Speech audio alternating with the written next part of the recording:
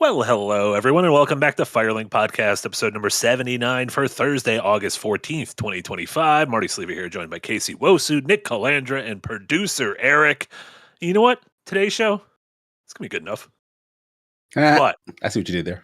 Is that going to be good enough for the audience? That's what we're talking about. As you can see, our main topic today, bouncing off the back of the release of Mafia, the Old Country, is talking about games that are good enough. You know, a nice, smooth 6 out of 10 right down the middle. And what does that mean anymore? Do we as a society demands our 9s and our 10s?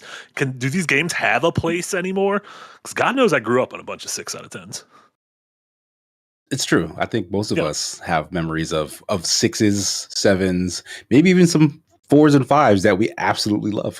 We were children and we were idiots, though. And now we're adults. Are we still idiots? You make a compelling point. We're going to rate most of our days 6 out of 10. Hey, listen, if I don't die, it's a solid 9. Okay. And then we'll also be chatting about all sorts of stuff we've been playing. How are you guys? Feeling good. It's been such a long time, but no, it was a week. We were here last week. It feels like it's been a lot longer. Regular 7 days. I think every week with all the news that comes out of the government every single day makes it feel like every week is a month now. We still have government? I thought they ended that. Big balls is running the government, I guess. Yeah. Oh my God, everything's terrible. Everything is terrible, and that is why, you know what, on Saturday, you don't have to worry about the terrible world, because you can come here. 10 a.m. Saturday, we're going to be streaming for 12 hours straight. Ooh, they didn't think you could do it. And it's going to be actually 12 hours. It's not going to be like one of those 7-hour and 45-minute lies that some people do. We're going to be doing our all day. We do this every 6 months. This is, I believe, our 8-month anniversary, just because we were all very busy and mostly on vacation throughout the past month or two. But yeah, we'll be doing a full day stream. Almost everyone will be a part of it at some point or another. We'll be playing Fall Guys, Mario Kart World, Dokapon. 4 hours of Dokapon will be in the middle of that. Yahtzee and Jack and all your pals will be there. So tune in for that on Saturday. We got all sorts of stuff going on. Declare it now. Please I want to declare it right now. If we hit the goal before the end of that 12-hour stream, we'll add a whole nother hour. Get the fuck out of here. What are we going to do for that hour? Who's hosting that hour? They hit the goal. Doesn't matter. I mean, Nick, if we do make that much money, I feel like you gotta. I'll put it out there. If they meet the goal, we got to do it. That's all I'm saying. Think about that. I'm sure I'll be amped enough from meeting the goal that I'll be able to host another hour. And then die. Yeah, all sorts of fun stuff on the horizon, because that's on Saturday, and then on Tuesday is Gamescom opening night live. Yes, which is very exciting. Gamescom, the big video game E3 substitute ? In Cologne, Germany, is kicking off Tuesday. I believe 1 p.m. Central is going to be Gamescom opening night live, which is the Jeff Keighley produced thing. Nick and I are going to be there watching it live. Casey, I don't think you're going to be able to make it since it's earlier on in the day. Nick, is there anything you're looking forward to? Keighley's given some tidbits of stuff that's going to be there. Like, we know I think the big Call of Duty reveal, or I don't know, Call of Duty. It's been confirmed that Lords of the Fallen 2 will be there. Is that what that 2 was? Is that what that Bloody 2 was? Yeah, it's not Bloodborne 2. I'm Lords of the Fallen was my game of the year for 2023. I really love that game. I want to be excited about the sequel. I just cannot stand the CEO of that company. And he also has fired. He has fired the whole, leadership team that made the first Lords of the Fallen. So I'm like, with everything going on in the world right now, I'm picking and choosing what I support and what I don't. And I'm like, that one's a toughie. No, not thrilled. Yeah. Agree with that. That's going to be. I think a lot of people feel that way. So that's going to be interesting. It also seems really quick for a 2. It's not, but it seems really quick for a Lords. It does seem really quick. How long ago did the first one come out? 2023. I think October 2023. Yeah, I'm not sure about this one. Like, I'm curious where. I've heard insider stories about it being a not so great development, so I'm curious. I'm very, very curious, and the CEO of that company has like a big hand in the game and is very much targeting, Gamergate crowd, all that kind of crowd. And so I'm like, we'll see what this ends up being. Sure, but and it's not like we're at a miss for gritty fantasy action Souls-like games, right? Yeah. True. Yeah. So I'm just just like I dropped Spotify because of their AI policies and all that. So I'm like, before, like, maybe there were things I wouldn't completely write things off for, but with the way the world is right now, I'm kind of like, even I don't really want to play this if it's, Yeah, I mean, weird position to be in. Weird position. I agree with you on the AI policy. I got too many playlists on Spotify.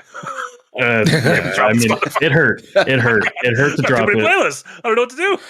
Yeah, it hurt to drop it. But like, what would if YouTube was like weird YouTube. Nazis? I'd be like, I might still have to use YouTube.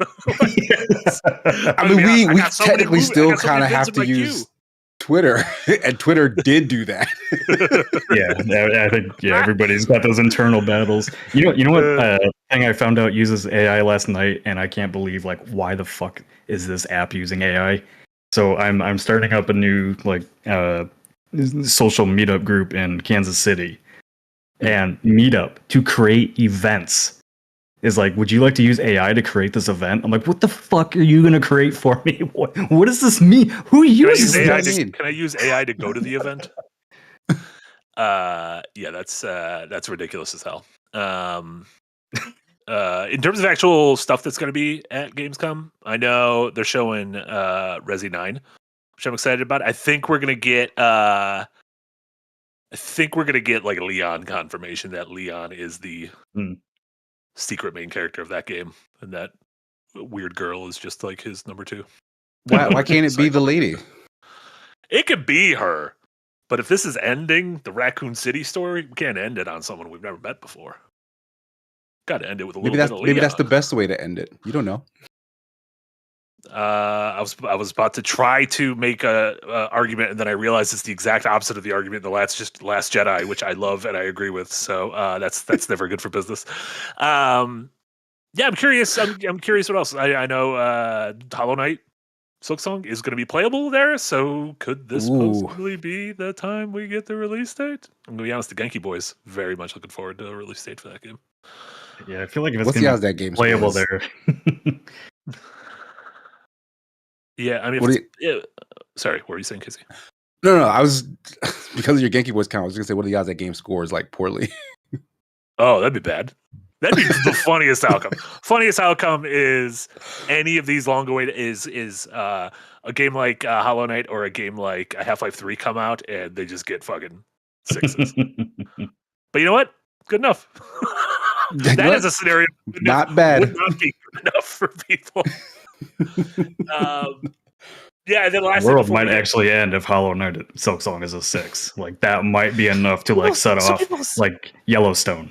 So at the same time, there's so many rad games that are kind of like Hollow Knight out there. Like, if this was one of those things where it's almost the same thing like Lords of the Fallen, like if it was the only thing doing it like this, it would be like, well, we have nothing else to turn to. But like, holy shit, it feels like every month like a rad 2D Metroidvania Souls-like comes out. And yeah, it's pretty much because of Hollow Knight that happened, I feel like. Yeah. So like, even if the sequel ends up kind of shitting the bed, that's fine. Like, the first did its job and sort of cracked the door open for kind of the popularity of that subgenre. And I guess similar thing to like Half-Life. If Half-Life 3 kind of sucks, it's like, well, at least Half-Life 1 and 2 helped push the shooter genre forward, so that's always a good thing. We got a couple super chats that came in. King Dad, thank you so much for a $10 dono. And remember, like Casey said, all of our super chats for the foreseeable future are going towards Adventures Night Season 5, the final season of this story. We're very excited to film that in person, so every little bit helps. Thank you so much, King Dad. Can't watch this weekend, so here's some early money. Bum to miss Dokapon. King Dad, we're going to record it just for you. We're not going to put it up. We weren't going to do it. Not going to be public. we're gonna burn it onto several CD-ROMs and send it over to Kingdom just for that. And then Murray the Demonic Skull with $5 Canadian. Thank you so much. I asked coworkers about an alternative to evil Spotify and was recommended SoundBiz to transfer playlists and Navid Drone to create your own service. Create your own service. I'm gonna go back to Pandora. Okay, great. I'm just gonna go back to Napster. That's what that sounded like when they said create your own service. I like Napster because 1 out of 10 times it was not the song you downloaded. It was not the song that I thought it was. I didn't realize Pandora still exists. Yeah, Pandora's great. Yeah, Pandora was just like radio. That was like it's like radio, but better. Radio, yeah. Pandora used to be like Spotify, though. Yeah, and then I guess, and then Pandora became more of they lost the war. A digital platform. But I've always used YouTube. Like YouTube used to have a thing called Google Music, and then it turned into YouTube Music. And Google Music was amazing. YouTube Music was terrible, but then it got much better. So I'm just stuck in that ecosystem right now. So hopefully that giant company won't do anything evil. Never. No, Google fine. Won't put our entire industry out of business. It's fine. Jomo Slomo as well with the dono. Thank you so much. Will Nick be playing Halo Divers now that Sony's finally doing something with the IP? Yeah, what's going on with this? I saw some scuttlebutt about this, that there's some Halo stuff coming out, Helldivers on Xbox. Is that right? Yeah, they tease like it's doing some ODST crossover. I'm assuming it's just skins. I haven't looked into it beyond that. Yeah. If they do like an actual Halo crossover, fuck yeah, I'll be all over that. Yeah, ODST is the real fire perfect fit for. Oh yeah, that's exactly what the boys do. Drop troop. Yeah. I'm almost surprised. Has Helldivers had any crossover with like any other things, games, movies? They did Killzone, I think. Oh, that's whack. That's the Halo killer. That's so just not what anybody would have asked for. They need to. Why can't they do? They should do Resistance. I don't even. What would that even look like? Yeah, I don't know what the dudes looked like in Resistance. Like bugs. I think they just look like. Oh, I remember what the monsters looked like. I don't remember what a dude. They're just from New York. I'm walking here. Bunch of dudes in Timbs and fitteds. Got a bagel. My larger thought though on them finally doing that. My larger thought on them actually doing that crossover between Helldivers and Halo is that to me in my head confirms like whatever Halo remake they're doing is coming to PS5. Yeah, that seems disrespectful in some ways. Like I get it; it makes sense. Like do it, cancel warrior over here. No, but like that's what the ecosystem is going to feel like. It would have made at least a little bit of sense if Microsoft picked and chose like, okay, these are sacred and then these are multi-platform. But like they've just everything is up for sale, and that does feel a little like the house is on fire, even though it's not. I know it's not, but that's just the vibe. Money. Exactly. Why worry about brand loyalty when you can make money? Because Gears is about to be on. Gears is about to be on PlayStation. Gears is coming. Yeah. Master Chiefs is coming. Weird. Then that's next. I mean, they're Forza already did. Gran Turismo. Oh, Forza's there already. Yeah, Forza Horizon. It's like one of the best-selling games of whatever month. It's literally one of the best-selling games of the year on PlayStation. So, I mean, that's all right. So yeah, that's it. Those are the three big cash cows. And Nintendo stay on its little island, and Xbox and Sony are getting in each other's business. I don't like the way that you're talking about their little island because Chibi Robo is coming there next week. So, also, can we say, fucking third time in a row, I've just created things happening out of fucking thin air. Literally on Monday, I wrote a script. It got edited. On Tuesday, Jesse started editing it, and then Tuesday night, all of a sudden, they're like, Chibi Robo's coming, and there's a Chibi Robo fucking video coming. That's amazing, actually. Stole my superpower. Where's my Viva Pinata 3, Marty? I don't want it, so it's not going to happen. Oh, fuck. We're not friends anymore. I'm going to be honest. I don't need Xbox for Air. Xbox Raiders doesn't do anything for me. And then Shinzu, thank you so much for a £5 dono, getting us kind of into our main topic. Said old PS2 games I loved that were probably just middling. Enter the Matrix, Killzone, and Gladius. Surprise if anyone remembers that one. I remember Gladius. That was Gladius. you were like a Roman Colosseum man, right? I remember the box art for that. I never played it. I think I picked I Spartan never played Total it. Warrior over Gladius. You know what? Did you ever play Rygar? It was like God of War, but you had a shield with a chain on it, and the shield also had spikes on it. It was very cool. That Rygar. Seems like a game I would want to like play. too much. That's cumbersome of a weapon. Rygar. No, it's like a yo-yo. You have like a cool yo-yo. Yes, too. Cool Greek mythology yo-yo. It was initially an Those NES cover arts game. all look the same between Spartan Total Warrior, Rygar, and Gladius. No, but Rygar looks sick. Look at this dude. Look at him. Gladius just looks like Gladiator. I heard a Yeah, rumor. that could be anything. That could be a Bible tape. I heard a rumor that this is actually what Christopher Nolan's next movie is. He's telling people it's an Odyssey movie, but it's actually a Rygar adaptation. Yeah, but let's get into The Matrix is actually amazing, though. Yeah, it is, and I agree.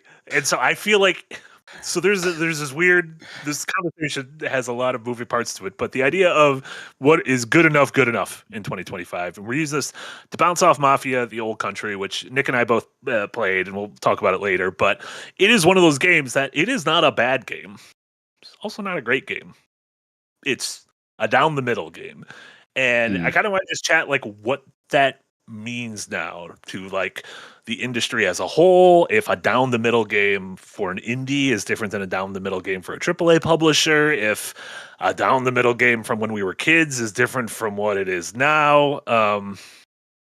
Yeah, I don't know. I guess like Nick, jumping off that, like, do you see these things as positives, or do you see it as kind of like wasted efforts? I think like I was getting kind of annoyed actually reading like the critic reviews for Mafia because it was almost like people didn't really play Mafia 1 and 2 because those games are extremely linear. They both had like semi-open worlds that you mainly drive through and do nothing else in besides go to the next story mission. And this went back to that exact formula, and a bunch of reviews were like, there's not enough to do in this world. There's not enough to collect and see. And I just want a story from going from moment to moment, doing a few things, talking to characters and shooting things. Like that's Mafia. Maybe if Mafia was going to expand a bit more, like take some cues from like Yakuza and throw in some mini games like, that were period centric, whatever. But I don't know. Mafia, the old country to me is like make wine. Yeah, I mean, Mafia: The Old Country to me is like really all it needed to be. Because Mafia 3 was open world and repetitive missions over and over again, and nobody wanted that again. Well, I agree with you saying that I'm fine with just a cinematic lead me along to cool story moments and cool set pieces. That is weirdly taped on to an open world ? Because I don't know if it's open, because anytime I try, it's a very pretty world, and anytime I tried to gallop my horse in another direction, a big thing came off that they were like, oh, Vespucci's going to be mad if you're not back in 15 seconds. And I'm like, but you told me I could go to a store and buy a new car and I have a bunch of money. Like, Vespucci's going to be upset. Have you gone to the chapter select menu ever? No, I finished the game. I don't need to go to the well, there's an explore mode. There's an explore mode in chapter select, so you can just go in the open world and do what you want. That's terrible. Why have you done that? No, I haven't tried it yet because I'm like, why would I do that? There's not much. I think that's what the rub is. Right? I get it. I get it. I guess it just doesn't bother me because it's like I'm doing the mission. I don't really need to go off the beaten path. Like, what am I going to go do? Piss in a corner? Like, I mean, at one point they give you a camera and they're like, you could go take pictures of nice things. I'm like, oh, that's cool. I like wandering around open worlds and taking pictures. And then whenever I was like, I'm going to go up there to take a picture, they're like, oh no, Gino's not going to like that. Don't go up there. But no, overall, I was like, I finished the game in 10 hours. I thought it was I like the story. I like the characters. Yeah. I like the writing. I like the world. I think the action is serviceable. It's fine. It reminded me a little of Red Dead just because of the weapons you're using, which I liked. I was like, man, why don't we have more games where we're using revolvers? But the fact that it is in kind of that soft middle zone is like, in a year when we have Death Stranding and Clair Obscur and Monster Hunter and Kingdom Come and Donkey Kong and everything like that. Like, I don't know who.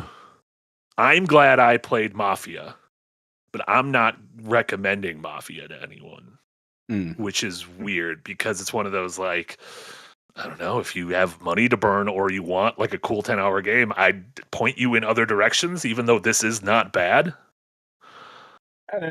Yeah, I mean, I think we've gone so far.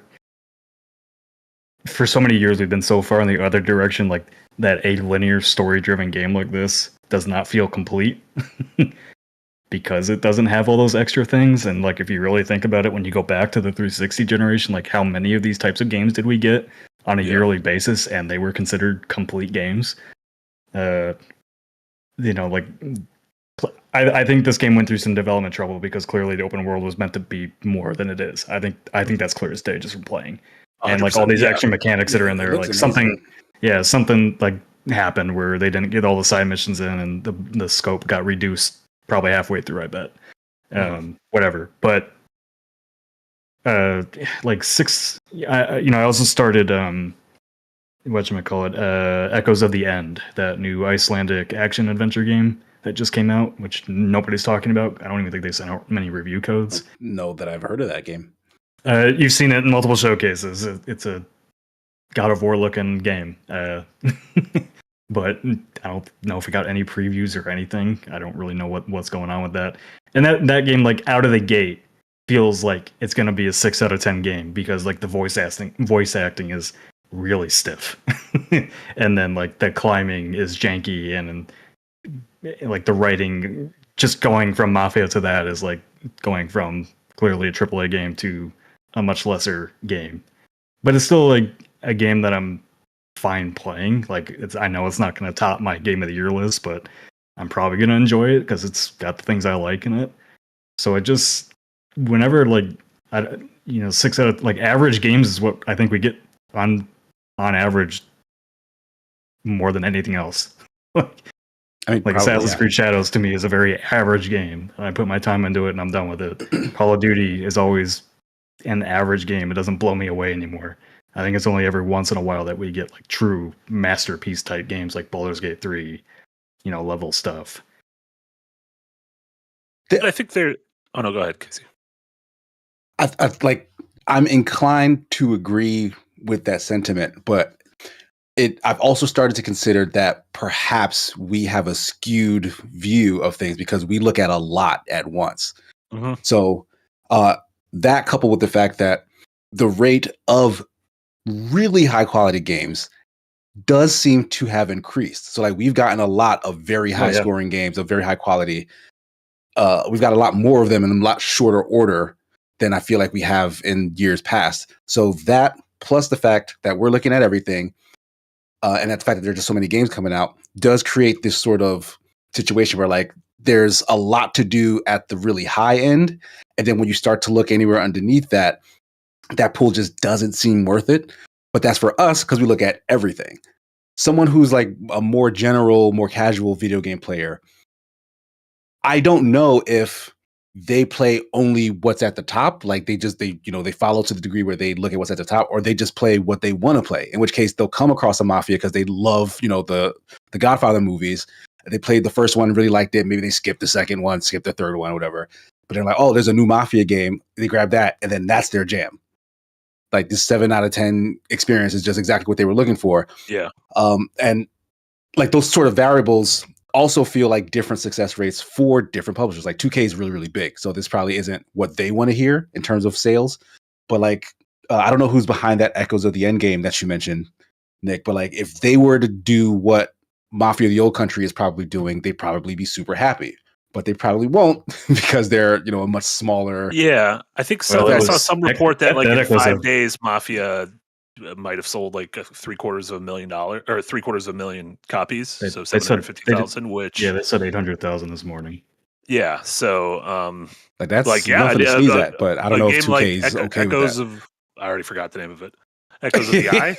Echoes. No, that was the name of Outer Echoes of Wilds. the End. Well, Echoes of the End was actually published by Deep Silver, and that game has very clearly bombed hard on Steam. It's got 135 reviews. Is Deep Silver still? I mean, they did they just did Kingdom Come Deliverance 2. They just did. Oh yeah, it's not that Dead they're Island not 2 making sold games; very it's that well. they're making games I don't play, which is a very different thing. Yeah, I need to remind myself. Yeah, they're not a publisher that you would ever like. Yeah. But Dead Island 2 and Kingdom Come Deliverance 2 sold extremely well for them, and obviously they're working on the next Metro. When we talk like about six out of 10 games, like I always go back to Metro 2033 because like that game was panned by critics across the board. Like it was a lot of critics gave it 5, 6s, some gave it 8s, just basically the same spread that like Mafia: The Old Country is getting, and that ended up being like one of my favorite games I'd ever played at the time.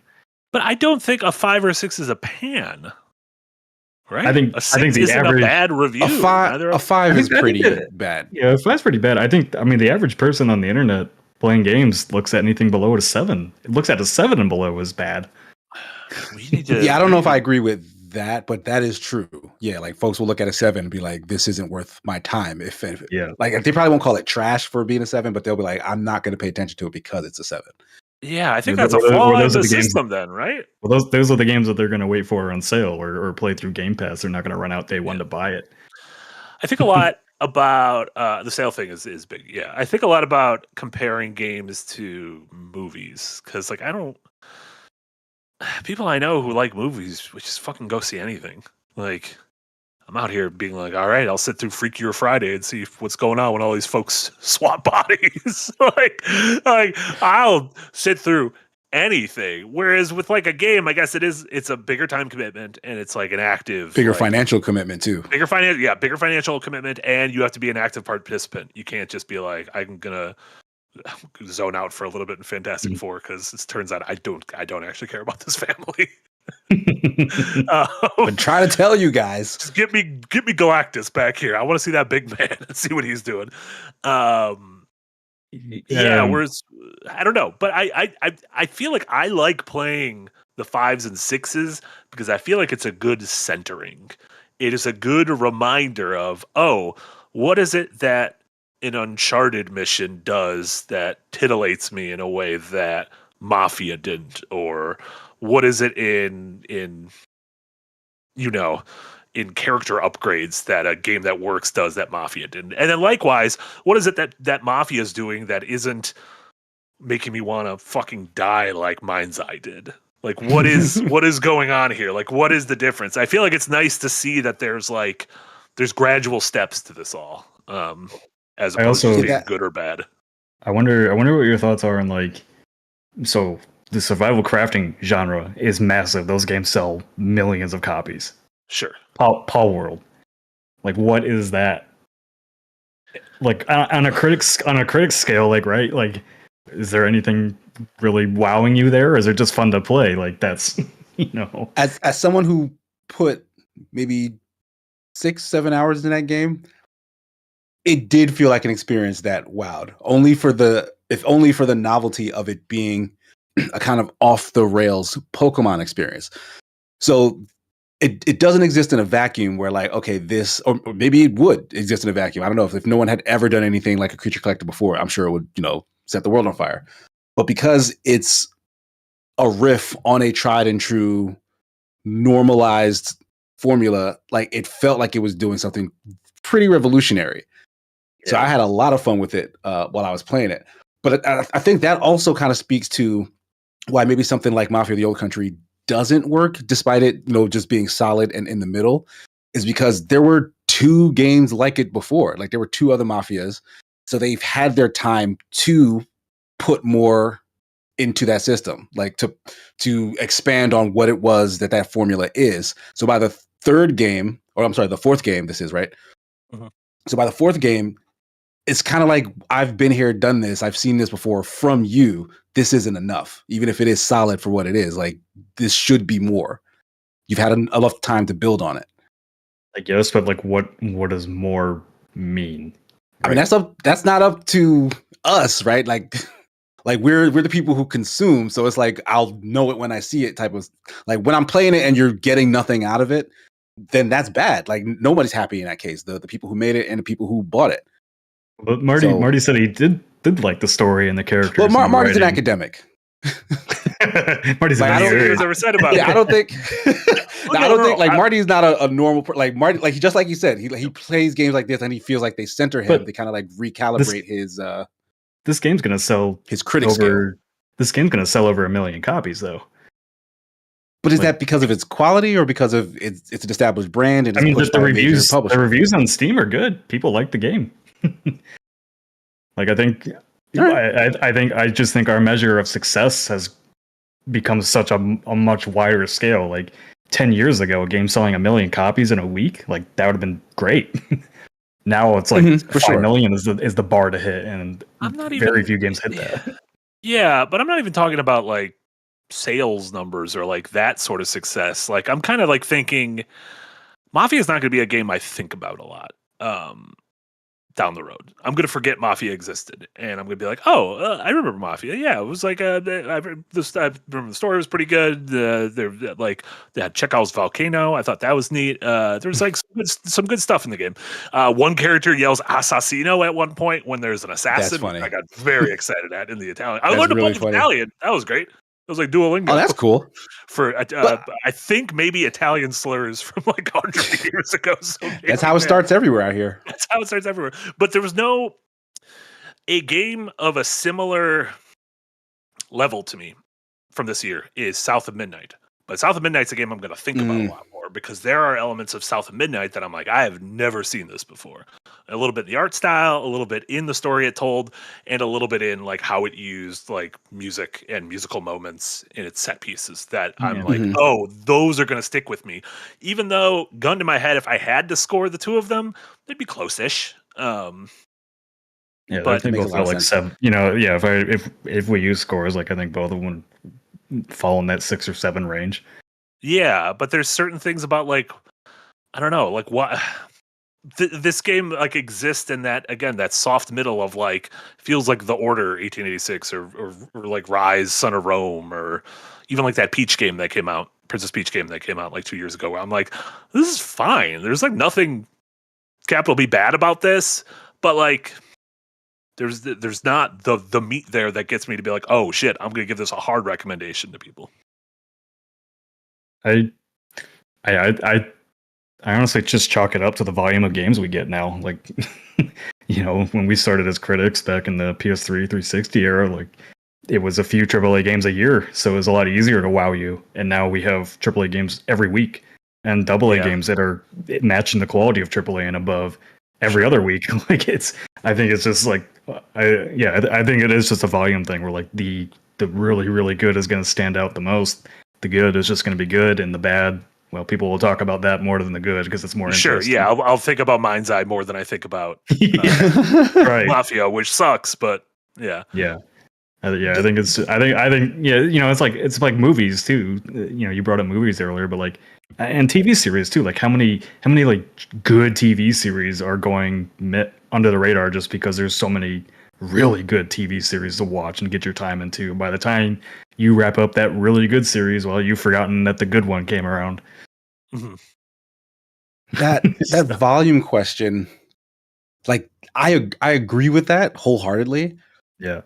But it also kind of feels separate almost from the quality thing, like because it's not a foregone conclusion that the really, really good games will stand out, because I've played some really, really good games that just don't go anywhere, and maybe it's because of that volume thing where like there's just too many other things to play, no one can get to, like Nine Souls like eventually started to get on some people's radars, but it's definitely not, it's not, the feedback doesn't feel like, the success of it doesn't seem to have matched how good that game actually is. Like that game is literally the best thing since Hollow Knight, which everyone is still clamoring for.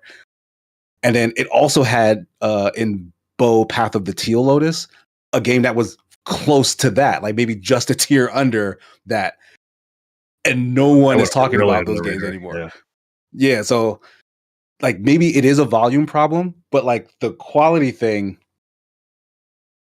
that also feels subjective. Like, well, we know it's subjective, right? But like that success that we're trying to what do you call it? That we're trying to ascribe to a thing. It feels arbitrary, especially when we jump between things like, oh, is it a fun factor or how much money it made?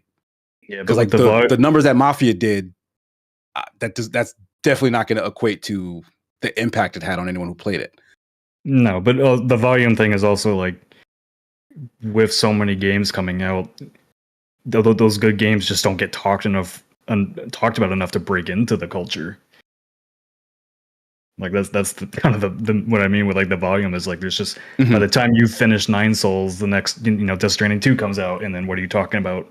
The next big thing over that. Like I think games just don't have the staying power that they used to. Like when I go back and like look at the list of games I've completed in like the last 5 years, like I'd hardly think about any of them, even the ones I really, really loved. Not like I used to like when Halo 3 came out, right? Like all I thought about for months was that campaign. I wanted to replay it every month.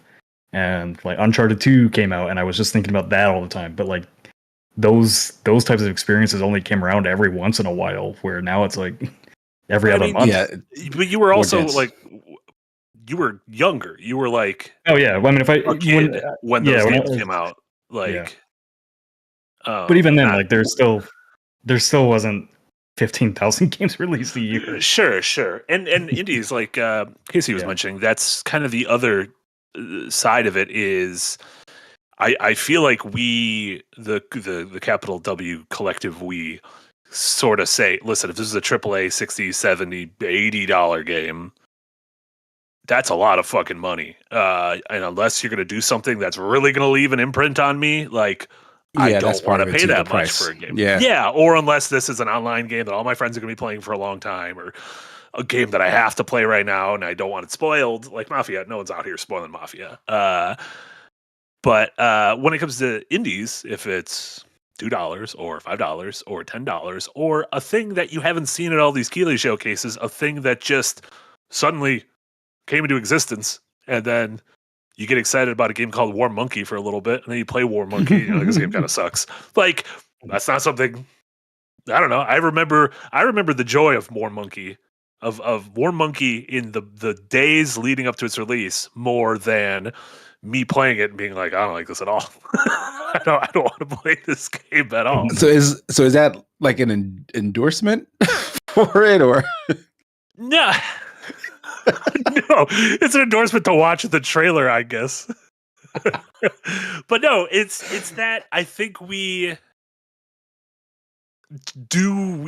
collective we or the individual we's, do we grade indies on a different curve or in a different rubric than we do a AAA game? I don't think we do, but I think the average consumer absolutely does. Like I know my friends who are just very casual mainstream gamers is like I will tell them about a game that is blowing the charts and is like, this is really good, we should try it, and they'll look at a game like Abiotic Factor and be like, I don't like the art style, I don't want to play it.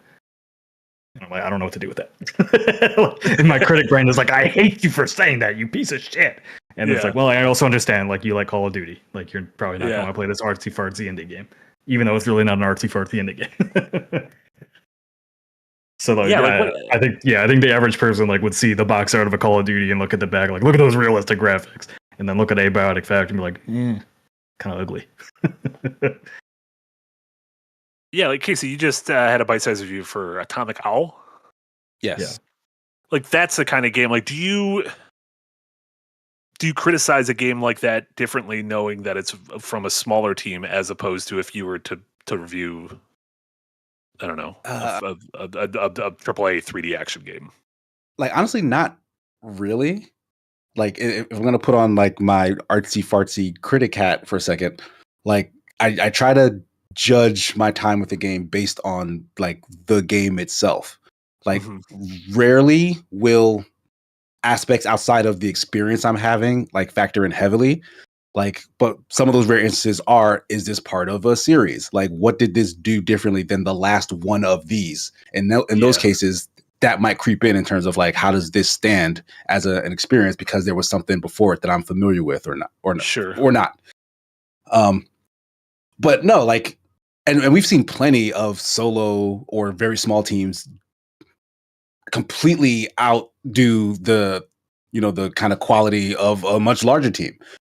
So like it doesn't make sense for me, at least, to try and consider them or weight them differently based upon that. So I tend to never do that. Like it's either impressive or not that it happened, but the game itself is kind of going to stand on its own legs or wings in this case. Sometimes we get those comments, like even on the YouTube videos, where like we're harsher on a smaller game. It's like you can't be as mean to a smaller team. It's like I either like the game or I don't. Like it doesn't matter how it's made. Like that's and being like critical of a game isn't like, I assume the review isn't like calling out, being an asshole to the people who made it. Like, you suck for trying hard to make this. Yeah, it's about the game. It's not about the people who made the game. Are there genres that you guys think, like, there's some people who it's like, pizza's my favorite food, and I don't give a shit how bad of a pizza it is. I'm going to eat it, and I'm probably going to like it. Are there genres where it's like, fucking, I will slop up all 6 5s and 6s. It doesn't matter. Like, I will gladly play a 5 or 6. Like, I say that about like 3D platformers, like 3D character platformers. I'm like, fucking anything. I literally play anything. Doesn't matter. Like, and I'll be like, look at my little guy jumping around. Yeah, I feel differently. Like, I might be a little too highbrow. But I mean, I don't know. Like, you're a really big movie guy as well, Marty. Like, you'll watch just any like horror movie, like especially like the real bargain basement shot in my garage, my mom's camera. No, I like if I heard good things about it, but like if I won't just like see like a thumbnail on Shudder and be like, I'll click this and try it out, because I'm like, what if it's fucking bad? Like, right. I need like the slightest direction, or to be like, oh, this guy directed a thing I like, or someone I like is in this movie. Yeah. If it is a time loop thing, I will watch anything with a time loop, though. Oh yeah, I'm a 3D platformer with a time loop. Oh my god, get out of town. Kind of funny. I'm like such a harsher critic on like movies and television than I am video games. Like, video soft spot for those games. It's just like, this video game looks interesting, I'll load it up and try it out for a few minutes, and if I like it, I'll keep playing it. If I don't, I'll drop it. Like TV shows, like I won't even start something if I'm like, I'm not feeling it. Like I just won't start it, even just to try it. You could do the same thing with games where you could just stop.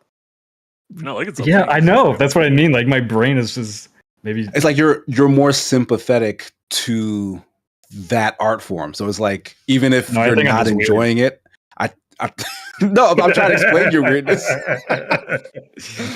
I think even though you're not having a good time with the thing, you still kind of want to get out of it what the people who made it were trying to give you. So I think you're just giving it more of a chance because I think you're that much more connected, I think, to that process. That might be fair. Yeah, it's funny. Like we'll go to like showcases or E3 or PAX or whatever, and I'll like try a demo there, and I'll really like the game when I get to play the demo, and then as soon as I get home to try to play it, I'm like, I feel it. It's like the restaurant dining experience. Yeah, like you're paying for the atmosphere. I want someone to bring this game to me. We had some good Patreon comments as well from folks at that $5 tier and above. Thank you so much, Rob Paul, who said, as someone with a young kid and not much free time anymore, I find it harder and harder to play games that are, quote, good enough anymore. There are just so many games that, and at the rate I play new games, I don't want to play anything but 9s and 10s. And even doing that, there's more great games that I want to play than I have time to. Yeah, that's another thing. There's some people, like, we do this as a job, but then our free time is limited, and there's people who don't work in video games, so their free time is even more limited in terms of like they can't play games 9 to 5, whereas we can toss on a game every once in a while from 9 to 5. So yeah, there is that like small window, and maybe that's where like a thing like Mafia is like, hey, I can play. Maybe your time is more important than your money, and you just want to experience a story from front to back. You can do that in Mafia in like 3 or 4 sittings. You can finish this game and see what happened to Italy. Yeah, just I don't know. The more the deeper we've gotten into this conversation, when I think about like my time playing games these days, like I'm not really thinking like how good is the game. I'm just like, am I enjoying my time with this? And that's about all it is. Like, there's But definitely that's- games. I mean, the like, same thing, right? I guess I'm just not qualifying it. I guess like I'm not. I could play a game with like Echoes of the End, right? Like the writing is definitely grating on me a little bit, like the voice acting. But I'm like, I like the world and the combat and the platforming and puzzles, so I'll put up with it, right? Like, but that also speaks to like the big difference between you and Rob Paul is that you will have time to do that. Like you have the time to give that game to be bad for you to mull it over and whatnot. Whereas Rob Paul, because they had a young kid and their job isn't video games, is like that time that they're spending where they're not having fun right away feels like it's wasted because it's like, okay, after this, I gotta go back to work and I gotta go pick up the kids. No, I understand that, but I don't think you can say like I only play 8 or 9s or 10s based on that. Like you don't know that until you like get through the game, right? Like you can start a game like I'm immediately like I think the way they're qualifying the games they play are like, am I invested in this game right away? And do I want to spend my time in this? Yes. If I'm not invested, no. But if you no, sorry, go ahead, Marty.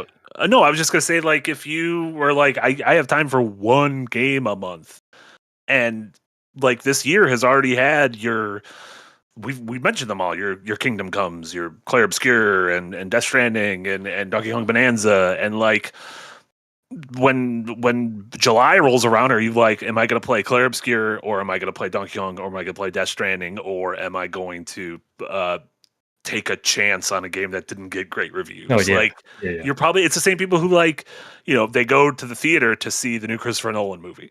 And they go to the theater, they're going to go see Secret Wars or whatever. And maybe that's it. Or they went and saw Sinners because everyone was fucking talking about Sinners and they wanted to see that.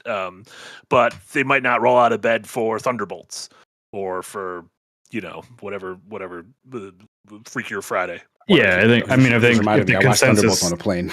It's pretty good movie. I think if the consensus of people is telling you this game is good, you should play it. You're probably going to choose that game over the game. That and I think that's what Rob Paul was kind of getting at. Is that because of the limited time? Yeah, like they're going to be funneled towards the things that already seem like they're going to be worth that time. Yeah, I mean, whether it ends up being worth it or not is a secondary thing. But yeah, and it's the consensus of people. Like if they've been listening to our shows all year. Like there's a handful of games we've been fucking, Blueprints or whatever, like games that we don't play Blueprints. Blueprints will absolutely waste your time. No. On to fight. I love it. Far Too Many Frogs also in the Patreon with a great comment. I've started looking at games that do one thing really well, and that satisfied me more than the absolute deluge of games that try to do everything simultaneously. To me, searching lower on the metaphorical shelf feels worth it. Which I think that's almost the indie thing for me of like, or maybe the South of Midnight thing where I'm like, a bunch of your parts are very bare bones. It's like combat exploration, very bare bones. But the things you're doing well, you're doing so well that like I'm interested in this thing, even though I don't really care about the sides. Whereas there could be something where like everything about it is a little bit better, but there's nothing that like stands out. And I think that's the same in like certain indie games. There'll be certain indie games where I'm like, oh my God, the art direction is so different than anything I've ever played before that I want to play something like Grease or Neva or whatever. Like, holy shit, like this looks out of this world good that like, yeah, the actual moving and jumping is incredibly rudimentary compared to anything with sort of player expression. But the thing that is there is something I want to experience. It's very true. Yeah. And then Inverse Skies, thank you so much, said, I played Visions of Mana earlier this year, which was a very definition of a middling average game. While I'm not unhappy, I played it. And when you're fitting in games with what little time you have between work and kids, you do have to be reasonably discerning in your choices. I think that is another thing. Like maybe I feel like Nick and I play more bad games than you, Casey. And part of it is we don't have a kid. Like you do have more. That might be true. You have more like we're not raising a future generation because we could just play Mafia. Whereas like I don't know. Like, is there? I don't know. Maybe that's part of it. I don't know. I mean, yeah, I mean, I think for well, I think it's just the difference of like gaming for a lot of people is just a hobby, and for us, it's very much an art form that we're super invested in as critics and people that like to document the history of games and all that. Like, I think we're just very much more curious about games than the vast majority of people who just look at them as products and like, this is a game I'm going to buy, play, and put down. Mhm. Sure. Yeah. Yeah. Like, no, I think that I can see that. Yeah. We got a couple super chats that came in as well. Laboratory Maniac with a $5 dono. Thank you so much. I feel like I'd still be playing the 6 out of 10 games if I still had as much free time and disposable income as when I was younger. Maybe that's I do Having think more free time I think and less disposable income, right? At least in the online space, I feel like people's standards of quality have gotten far more stricter. Like, I think a game like I think I wouldn't say the vast majority of games because there's 15,000 games and probably 90% of them are shovelware. But like the competently made games, there are games like most games that come out and sell are pretty competently made these days, I would say. And then there are games that just feel really good to play right off the bat. So, like the first person shooter genre is a really good example of this. Like, where there are first person shooters that feel really shitty to play. Like, don't have any weight to the guns, don't have any good feeling movement. There's no impact when you shoot enemies. And then there's the next tier up that feels real, like Killzone level of like, you are shooting things, they react to it, there's smart AI and all that. But like, a lot of people do go to those really kind of crappy feeling shooters. Like, a lot of the roguelikes are like that these days. And even those quality standards are raising so high. So like, I don't know. I think 2 mentions in a podcast. Say it one more time, my hell gas is gonna come through your Killzone Shadowfall 2 on the way. Oh no. But like, Marty, you're a big player of Metroidvanias. Like, Shadow Labyrinth is like one of those games that's like, yeah, I keep playing good. it. I don't know why I keep playing it. Does it feel good to play at all, or it does something interesting. When your dude becomes Pac-Man and you have to traverse certain walls and rails and things as a little Pac-Man, you start thinking about the level and the maps and how Metroidvanias are constructed a little bit differently. And that is a thing that it does differently than any game I've seen before. In having you're a regular Metroidvania man until your little dude comes out, and your little dude is Pac-Man and plays like Pac-Man, and so you are like kind of like rejiggering your brain a little bit to be like, okay, this is a mix I did not think I would ever play in a game, and so let me see how this works. So maybe the reason I keep playing it is because it is doing that one thing differently, and that's enough for me. But also, Metroidvania is one of those genres, like 3D platformers, that I'll play a mediocre one because I just kind of like the loop. Yeah, no, that yeah, game, those have a hook. That game is. I was gonna say Shadow Labyrinth is that game that we're talking about that seems to be an okay game, and it has completely bombed on Steam. I completely forgot it came out. I absolutely do any I was so for interested in this because of I mean, they made a whole short in a secret level based on it, and I was so interested because of that take. And then it's got launched, and I completely forgot about it because I guess nobody's talking about it. It must not be that good, and that's what happens if it were better than this middling experience, more people would talk about it, and then like more people would play it. But like, I completely forgot, even though I was interested, so I just never actually played it. But this kind of goes back to what you said earlier, though. Like, there are games that are super good that nobody talks about. Yeah, that's true. Which would be this one wasn't super good though. What's the last what's like a super good game? I feel like not enough people talk about Wonder Stop. That's a game I keep thinking about for earlier this year. And I was like, this is great. Like, this is one of those like, this is like a real genuine great ass fairy tale story inside of a game. I feel like no one's talking about it. I just want to make tea in my video games. Just let me make it. It's funny. Like, I just asked that question, and I'm like sitting here racking my brain, like, what really good game are people not talking about? I mean, the thing is, with I guess like the Drifter, the Drifter might shut the fuck up about. Like, yeah. But have any of us played the Drifter? Jenna's playing. I've tried. I started it. Is there a Jenna in the room with us? But yeah, a couple more super chats. Mirith, thank you so much for a $2 dono. Down the middle just means I'll wait for a 75% sale. I think that's what a lot of people do. And Mafia is going to be one of those games that you're going to see for $10 on Steam at some point. And when it's $10, I'll probably give it a pretty hearty recommendation. Yeah, maybe now it's worth it for $10. Oh man. Yeah, I will. It's tough for me to recommend for $50. Like $50 is a lot of food. Yeah, I think that game. I think they actually should have priced the game at 40. I think that would have been the sweet spot for people on that one. I think, but it's still sold. It came with a bowl of fagool. Gabagool. You could I learned so much about Italy. You could put any two syllables together, and I'd believe it was Italian. Oh, it was great. Oh my god, it is great. When they yelled Assassino, I lost my goddamn mind. I was like, I can't believe they did it. Murray, the demonic skull with 10 Canadian dollars. Thank you so much. Because there are more games being made and more good/great games, period, it's difficult to justify spending time on mid. When we were kids, we had less games and more time, so made the most of it. I do think I'm part of me does feel it is like a where we are in life thing. Because I have that's a really good point, actually. Yeah, but like it's time and money are the important things that we have less and less of as we get older. I just need to rob a bank. You know how I've noticed, like and money is planning. Obviously, I've noticed the everything's getting more expensive because we have idiot and chief in charge. But the other day, I bought like 2 sodas and 2 candy bars, and I spent $10. Like, what the fuck is happening? And it was $10. What? Yeah, I'm like, this is upsetting. Inflation's here, folks. That's the first 2 hours of Mafia. Oh god.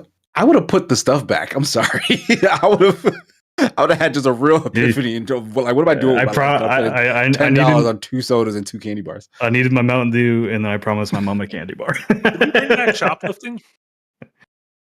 We're going to. Some say it never went out of style.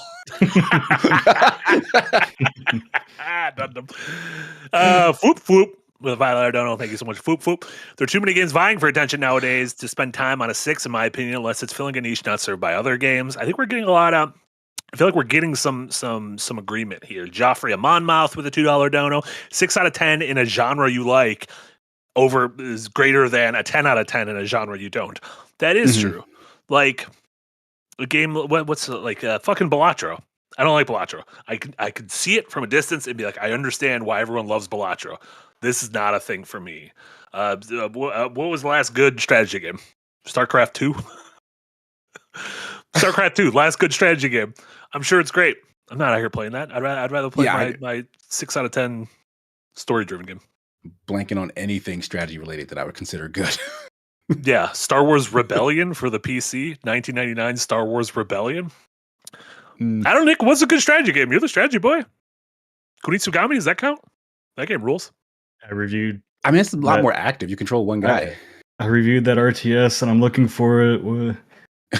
Tempest Rising. Tempest Rising. What a bad wow. Who's the RTS boy now?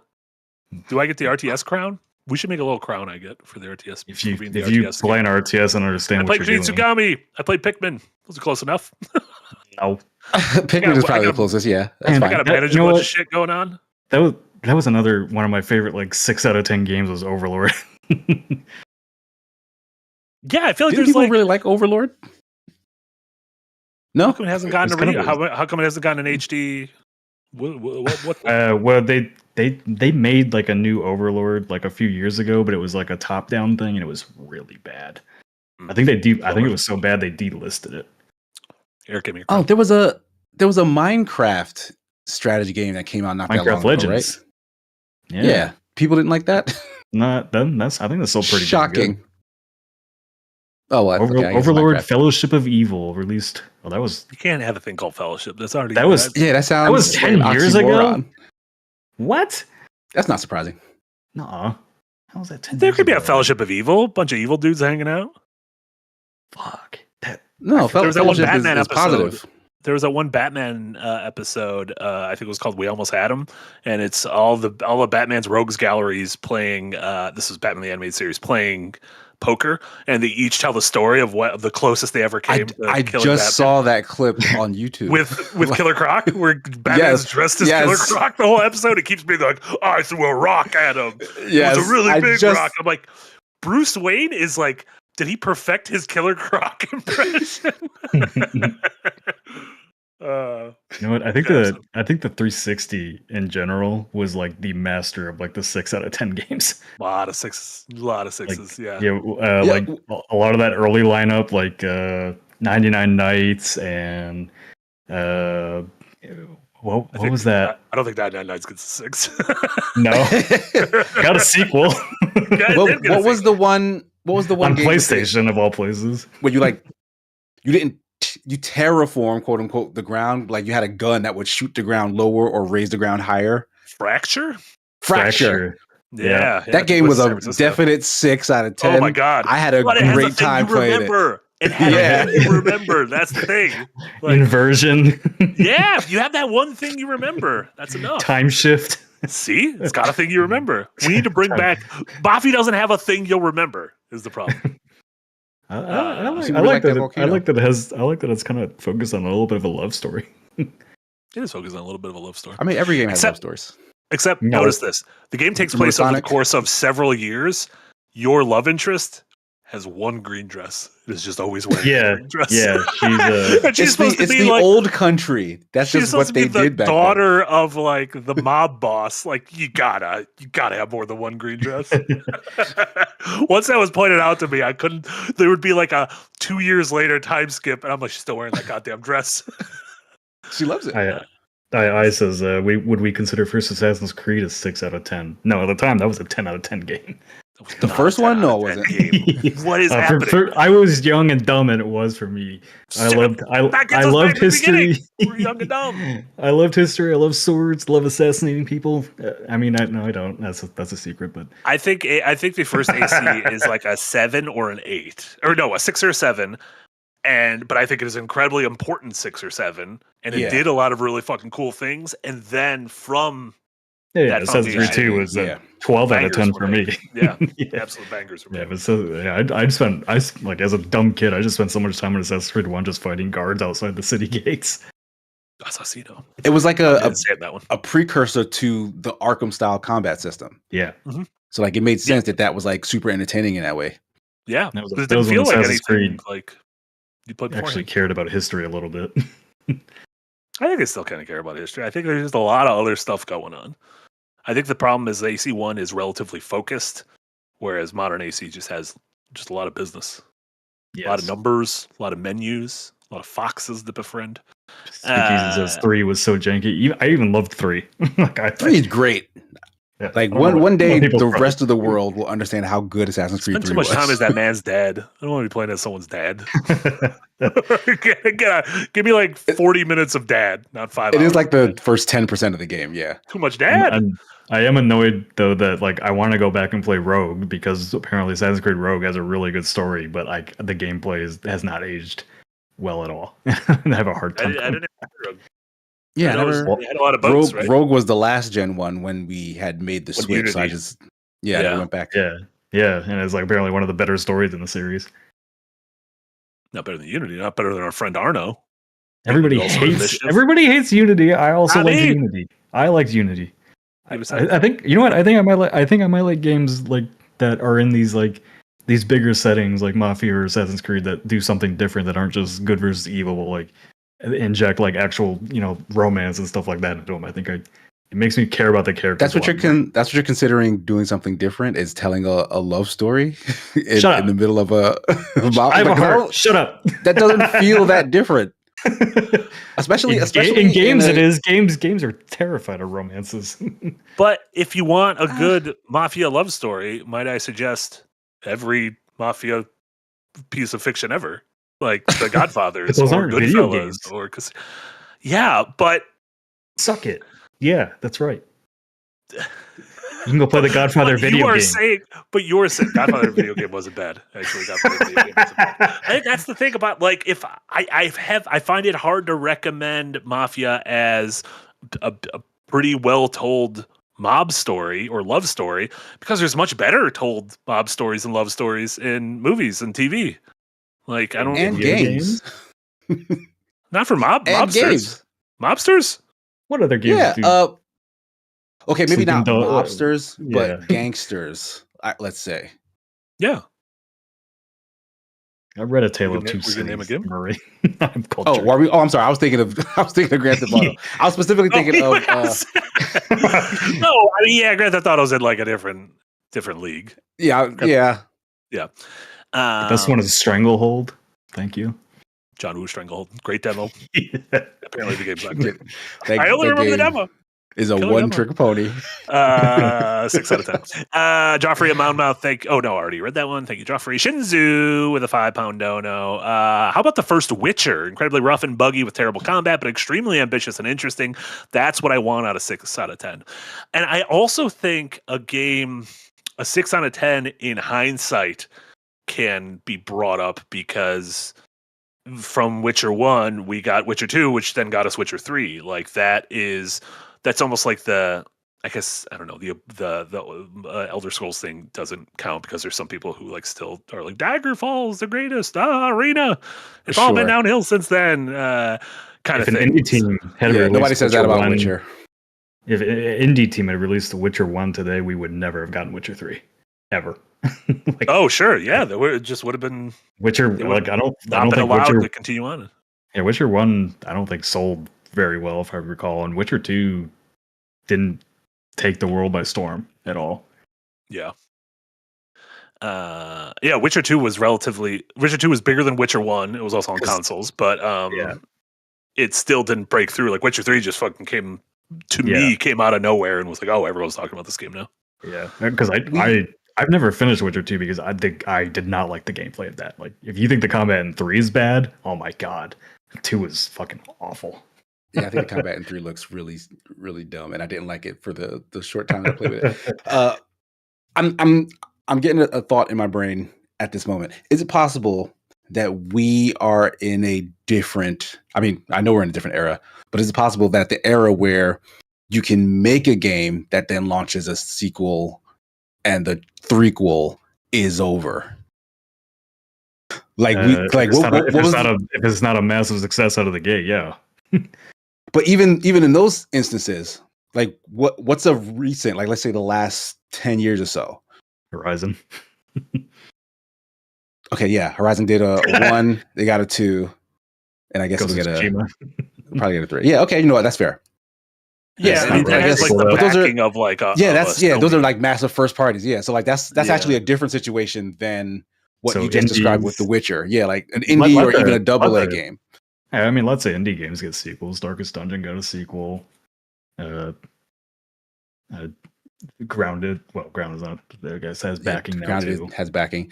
And Darkest Dungeon was. There's just so many a big fucking success. games I can't remember. Yes, Your Like, Grace Darkest got a Dungeon was sequel. The problem was a is big deal. what we're talking about now is we're talking about I think we're talking about two separate things because the games we're mentioning and people in chat are saying Splatoon, Death Stranding, Hades, Kingdom Come Deliverance. Like these are games that launched and got very good reviews. What we're talking about is can a game come out? Yeah, like that a is middling, can a 6 has out an of 10 interesting get a sequel? idea. Yeah, What's the last Like 6 out of 10 that got an 8 out of 10 sequel? like What wanting. was the one you were talking about last week? With the dungeons and the shooting. What? Nick was talking about a game last week. Oh, Remnant? Remnant.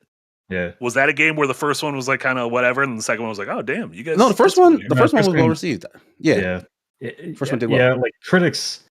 I think critics were a bit iffy on it, but like general gamers really liked it. What I think a game that perfectly encapsulates this is Journey to the Savage Planet, because by all accounts, like the critics like the sequel more, but I think it has bombed sales wise. Didn't even know that game came out. What? yeah, and I don't. didn't even know do that people game came like out. the first one? Revenge of the Savage Planet? Yeah, people. Yeah. If I recall, people like the first Okay, one. people really like the first one. Okay, I like Journey. Just regular Journey. Regular Journey is a great game. Yeah, Journey. Bookworm with a $5 dono. Thank you so much. I found fun games in my more niche subcategories that are probably 5s to 7s out of 10. That rating would often come down to how much you like the genre. I think that is another big thing. Again, like I think everyone has their sort of very specific laser focused, like I have that aesthetic thing where I'm like, oh man, if you kind of look like a PS1 or an N64 game, I'm going to fucking try you out. I'm going to see what's going on over here. Murray the Demonic Skull with 10 Canadian dollars. Is there a nostalgia angle too? Oh no. I think there is. I just said it. I think of some music or feeling from one of my favorite games from decades ago, and then when I go back to play it now, I'm not enjoying myself as much anymore. I mean, some things are, I think, best left as a memory. Yeah. And then Sovereign with a €10 dono. Thank you so much. I'm playing Abiotic Factor right at this moment. Nick mentioning people not liking its art style, literally as I'm admiring the design of a new monster I just encountered, caught me off guard. Well, Nick's talking about his fucking normie friends. If Nick's normie friends are anything like my normie friends, they got terrible taste. Yeah, my normie friends like only play the games they're basically told to play by the mainstream. Donkey Kong. Why don't they? Call of Duty, Battlefield. I'm glad you're the games guy. I mean, I've gotten them to play other things. Like they're really addicted to Phasmophobia. They're really addicted to Outlast Trials. They just what the fuck is this game? Is this Abiotic Factor? Yeah, I think so. Yeah, it looks like Half-Life. It looks like the visual style is a lot like Half-Life. Somebody agree with your friends. Shallow person you are. It doesn't look enough like a PS1 game. That's the problem. It doesn't look like a big, ugly N64 cartridge. Wow. And then S6 with $2 Thank you so much. Hi, Janik, Jamarty, and JKC. You're good enough. Thank you. We talked about how Thank you. We're changing everyone's name at Second Wind to make them J names. So we're not doing it cleverly. We're just adding a J to the front of everyone's name. So sorry. I could just go by my middle name, James. That is not what the J stands for. How dare you? That is what my middle name is, James. Jicolas. I thought it was Jicolas. Oh. That's only on Wednesdays. Hubba. I think we solved it. I think we solved the query, the conundrum. Yeah. We did right? Yeah. We did it! We did a good enough job of that. 6 out of 10 conversation. 7 out of 10. What have we been playing and watching? Casey, what have you been playing and or watching? A little bit of this, a little bit of that. I tried out some Wu Chang Fallen Feathers because that looks like my jam. It seemed like Nick, you really liked it. You did a review on it and everything. I love it. I'm in the early goings, but so far it seems solid in terms of being a Souls-like experience. It's it does a thing that I like a lot where it lets you move. Like it's like fights have you dash around. You can also parry whatnot, but also I like Nick said in his review as well. It's a real fun system where, like Bloodborne, the activeness of like you being reactive to enemies benefits you. Like that's how they want you to fight, so that you can power up like your special spells and abilities and whatnot. So I think it's a real fun fight dynamic, like a meta mechanic to kind of spice up the tried and true Souls-like combat. Mm-hmm. But outside of that, it's pretty bare bones. Like it's kind of just like by the numbers Souls game. Yeah, I didn't give a shit about the story. Apparently there's a good story there, but like when the Souls games do their whole just I don't know, they make their stories like so hard to like figure out. Yeah, like the obtuseness of it all. Yeah, like if you miss like an NPC in an area, like you probably miss a whole part of the story. And I don't like when they're like super obtuse. But even if you did get that part, you wouldn't know what the hell you're talking about anyway. So it's like, what does it even matter? Yeah, like I get that, and you're I don't really come to these sorts of games for that. Like, if there's like good atmosphere, then I will find a YouTube video that explains it to me after, and I'm perfectly fine with that. But we were just talking about how like these sorts of middling things, they get lost in the crowd when there's like much better ones out there, and this really made me miss Lies of P. Like I love Lies of P, and there's DLC out there that I haven't touched yet. Like I kind of feel like if I'm gonna be doing this, I might as well go through the trouble of just getting the Lies of P DLC and playing through that. So like this is kind of a perfect encapsulation of what we were just talking about. Yeah, I guess that is another interesting one where it's like a direct analog of not even like, oh, I shouldn't be playing Mafia because I could be playing Donkey Kong, but like I shouldn't be playing this because there is, by all accounts, a better version of this. Yeah. If that makes any sense. Yeah, I just love the map design of Wu Chang. Like when I get into a really good flow, like when a Souls game a Souls game's map design just has me moving around and exploring and unlocking new paths all the time. Like that's my jam. I love that part. And there's so many secret areas and bosses and NPCs to find in that game. Like if you really spend your time with it, I think you'll really, really dig it. Yeah. I mean, I'll put some more time into it. I'm not. A couple people in chat, including Eric, keep bringing up this censorship thing, and apparently, I just did some quick research, and apparently, there's some bosses that some Chinese players were upset because they're actual historical figures. Why am I out of focus? What happened? I'm just gonna do this. Apparently, some real historical figures, and you could kill them, and so they patched in that you don't kill them and that you just fight them, and then they're just tired afterwards. And I'm gonna be honest, I think that's funny. I think it's funny that you beat the shit out of a guy, then they're just tired afterwards and they're not dead. I mean, is it actually offensive that you've killed a historical figure, or? I mean, I don't know. I guess I'm not. I don't think the this culture, so I game wouldn't know the is context. really reveling in its historical accuracy. Is it? I'm assuming. No, people definitely flew around with the wings on their back. Yeah. No, I only saw this controversy on social media this morning, and it was the usual annoying crowd bitching about it after they've spent the last 2 years chalking up China to being the anti-censorship country. All right, isn't that? Isn't that like ironic? I was like, guess you found out. Woke brought the bosses back to life. The woke has made it to China. The bosses woke up. Am I right? Honestly, to me, I read it and it seemed normal because that's what happens with Donkey Kong Bonanza. You beat the shit out of a boss, and then afterwards they're just chilling right there, like, "Oh yeah, you kicked the shit out of me, Donkey Kong. I don't know what to tell you." Yeah, I'm just tired of fighting. I'm gonna quit my job now. I think it's funny. Censor. You know what? If you're gonna censor things, censor it in a funny way. Make me laugh. There you go. Easy peasy. Yeah, I'm surprised it's taken this long for China to censor one of the games. Yeah. That we know about. You know, like because they did it to the Nine Souls developers with their Devotion game. Devotion, that's right. This was, if I'm not mistaken, this wasn't the Chinese government though. This was just like angry people. Yeah. Usual. Shout to angry people. Friends of the show, angry people. Casey, what else have you been playing or watching? So I can't talk about the other thing I'm playing just yet. But I did dare me. I did start a new series on Netflix called Spriggan. And it is pretty new. Like the animation looks new, but for some reason the name feels old. So I don't know. I'm going to do some research and maybe this is based on something like really old. But it's essentially this teenager is part of this super secret military organization that hunts down ancient relics from an ancient civilization that are essentially the explanations for all the stuff you read in the Bible. So like, for example, Noah's Ark is real and it's not a boat.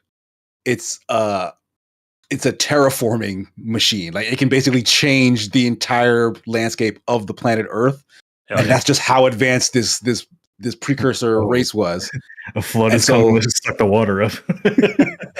Right. Like it's a ridiculous premise, but I kind of love it. Like it's kind of really cool that they play with history in this way. They're like, oh, all this stuff, all the legendary stuff, the mythological stuff from the Bible is just alien tech. And they kind of make it make sense when you see like, oh, this item is this relic from the Bible or history or whatever. And because it's not just like the Bible, it's like other like ancient religions and stuff as well. And then like they just explain how this is basically just some sort of crazy technology / super weapon, and how that would have made sense for it to be interpreted in this religious way down the line. Oh, it looks like Eric found like an old version of this show. So yeah, this seems like I remember that name Spriggan. A manga from the 80s that turned into a 1995 movie and a 1999 From Software published video game for PS1. Really? So after you finish the show, you could play the From Software published game.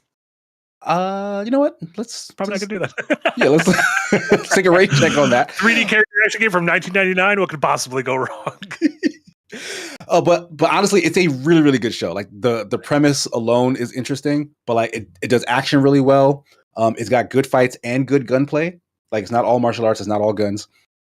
And the main character is delightful. Like he's like, there are protagonists, especially like shonen like shows, that are just good, like goody two shoe ass characters, and then there are some that are like, they're good at heart, but like they're kind of edgy, right? Like they're always on the cusp of like pissing everybody off around them. Yu Amanai, the main character in this show, is the perfect middle of that. Like he's such a good person, but he's like capable, he's smart, and he's witty, like he's funny. He reminds me of Yusuke from Yu Yu Hakusho, who is mostly delinquent, but like he's a really good dude. This guy is like, he will help an old lady cross the street, but then like if a purse snatcher grabs that old lady's purse, he will beat the shit out of that purse snatcher and curse him the F out. Like he's got the edge and the heart all in one. Like I find him very, very fun to watch. Love it. What made I'm having a good time. Made you watch this? Just like randomly? Yeah, Netflix just yelling at me, hey, check this big new thing out that we have. So honestly, it was the trailer. Like Nick was saying, like how trailers will like put him off and on. The trailer is really good because it just starts with them in the classroom and he's asleep. And the teacher who's like yelling his name chucks a piece of chalk at him, and then he just while still asleep, like catches it like this, and the class around him claps. Nick, if you had enough guts, you could have done that persona, but you didn't. Unzeed. I love that. That must be a Japanese trope because a lot of things do that. Where when they throw the chalk at you when you're sleeping. Yeah. I love it. Yeah, I've seen it in a lot of shows, but like the reaction from the class where they clap it up afterwards. Yeah, like that made me feel like this environment is very funny. Like, also, and again, like pretty short, only 6 episodes. It looks like 6 episodes, but each episode is like 40-something minutes. So like little mini movies, like real meaty. Yep. But it's good stuff. I'm on like episode 5 or 6. Nice. I'm gonna have to check that out. Yeah, it's a good time. Got a dub? It does have a dub. Dub is great. They speak American. They absolutely do. The voice acting is great, and honestly, subs and dubs might be a done deal. I've not the last anime I've heard with a bad dub, it was like years ago. Like I think they cracked it. Down with books. I think they cracked books out of here. You can just watch anime in English now, guys. I think the Vinland Saga dub was pretty bad. I went to the one anime I've watched. I haven't watched Vinland Saga. I heard it's pretty good. I did. I don't remember it being bad. I also might have watched it in Japanese. Mafia. You could put Mafia in. I'm going to say Italian. It might be Sicilian. I don't know if they're different. In Sicilian, you could put it in Sicilian. Let me say, it didn't sound right. Yeah, I'm speaking English with thick ass accents. That's what I want. The accents are really good though. Accents are great. Yeah, I love the accents in that game. Yeah, why not? Wu-Tang Fallen Feathers, they do accents in English, but they're like British. What the F is that about? a lot of Chinese games do that. Like Wukong, I think it's them trying to appeal to the West. Accent. Yeah, I don't know. I'm not a fan. Like, give me. Well, you know what? But that's like my problem with Echoes of the End. Whenever I see like, and it's a bad thing from media, but like a medieval game, like medieval style game, and they are not talking with like an English accent, but more of like an American accent, like something is wrong here. like the main character, she has like she kind of has a Nordic accent, but her brother, the other guy that was at the very first shot there, has like a very much like dude's from California accent. I'm like, this sounds so out of place. I don't know what's going on. Surfer bro doesn't know why he's like, here. Like she'll do things. He's like, that's crazy. I'm like, what the fuck? Why did you say that in this dark age? Like, what's going on? You should have said like, that's. I'm not. I don't know what you would place crazy with. Like I don't know. Cray. Sick as fire, bro. Yeah. You watch or play anything else, Casey? Last thing was I finally got around to watching the Dungeons and Dragons movie that came out not too long ago. That's a fun time. Years ago. Yeah, it was. That movie's great. Yeah, that was a while ago, but it was a fun time. Like I really liked it. Yeah. Chris Pine, he's moving up a tier on my Chris actor list. Oh, I think he's the top. You think he's the top, Chris Pine? Yeah. Well, Chris Christopherson's dead, who played Whistler in Blade. So he was at the top. I think Chris Pine is better than Chris Pratt, I agree. Chris Thor, and Chris Captain America. I do not think he's better than Chris Hemsworth or Chris Evans. But my top is probably, and he doesn't go by Chris, but Christopher Walken. Oh, and then under Christopher Walken is Topher Grace, because Topher is the back half of Christopher. That's a good sneak. My favorite role of his is still being Venom in Spider-Man 3. He was a good Venom. He did what he was supposed to do. He was just so funny. He was just bad Spider-Man. It was great. He was exactly Tobey Maguire's Spider-Man, but a dickhead. But yeah, they even look similar. Yeah.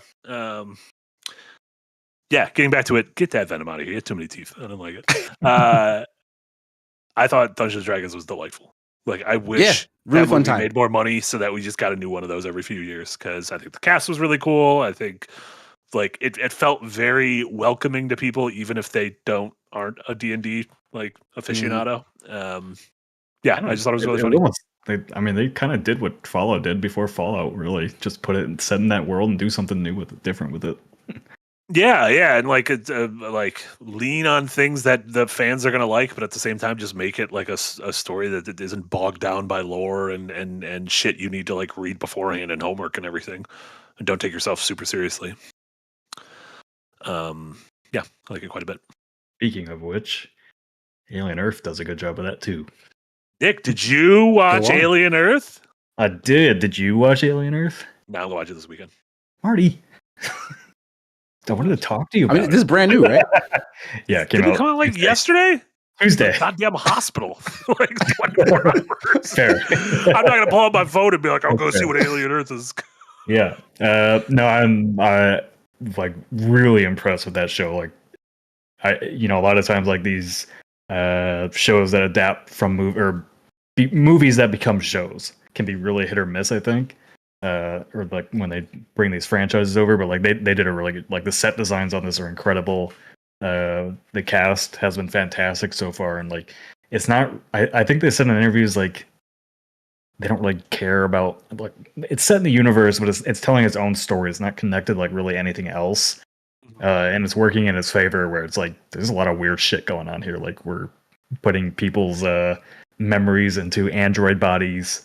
And like androids in this version of Alien like seem to have a lot more emotion than the ones that are in the movies, and they're really weird. And like one of the things they do in this, and it's not a spoiler at all because it happens right away, but like they are transferring like dying kids or sick kids into these androids, like basically killing them and putting their spirit and memories into the android so they can live forever. And there's so much like so much weirdness from the actors because they are kids in adult bodies and trying to like portray a kid being an adult body, and it's super fucking weird, and I love it. I love it. Okay, good weird. Okay. Yeah. Give me them fucking weirdo synthetic hybrids. Yeah. Let me Is this supposed to be set in the past before the first movie? Or the same time as the first movie? No, it's set after the first movie. Okay. It's like if you're gonna a timeline, I think it's like Alien and then Alien Earth, and then I think Alien 2 Aliens is after this, I believe. Okay. I like these aliens. Yeah, because it's Prometheus, Alien Covenant, Alien, this, and then Aliens. What about AVP? No matter who wins, we lose. And the like a lot of good alien action in it. I think they definitely have budget constraints because like a lot of times when people die, it's kind of like the alien just moves so fast you don't really see anything happen. Sure. Sometimes it's better like that. It can be, yeah. It's just it's got like a really good mystery aspect to it. Like it's making Alien feel fresh. Like how aliens form and all that, but there's other things going on here, especially with the androids and the hybrids is what they call them.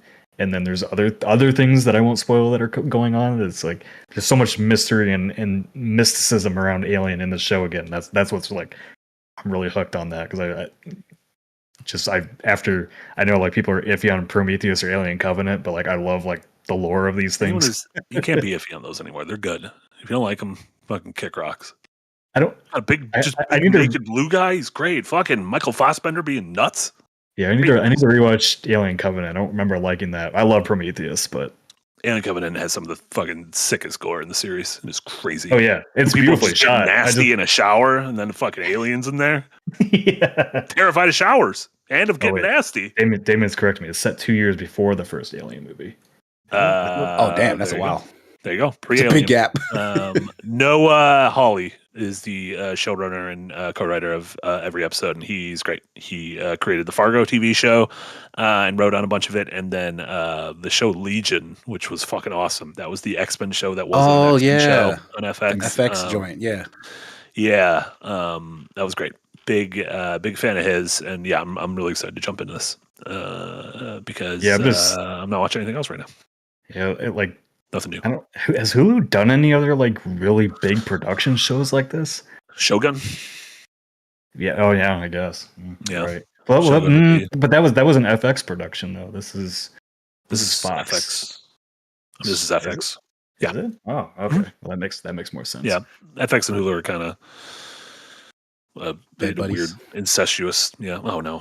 Why did we say incestuous bed buddies right next to each other? But yeah, I'm stoked to jump into this. Man, between Predator being good and Alien being good, it's good that these things are good. Yeah, I kind of want to check out Alien now. Yeah. Yeah, I think you would, because of Predator being good. Yeah, I think you would really dig this show. Okay. What if I don't like the deaths. I don't want the people to die. If it was animated, you don't want the people to die. No, I don't want the people to die. Keep them alive. I bet a lot of people are going to die this show. Well, I think a lot of people are going to. I haven't watched any of it yet. I assume a lot of people are going to die. Are you fine if the animated characters die? I mean, you'd prefer, especially in the thing I watched. They don't. That's not the focus. Like they're not glorifying the deaths in that way. As long as that's not the focus, I can deal with it.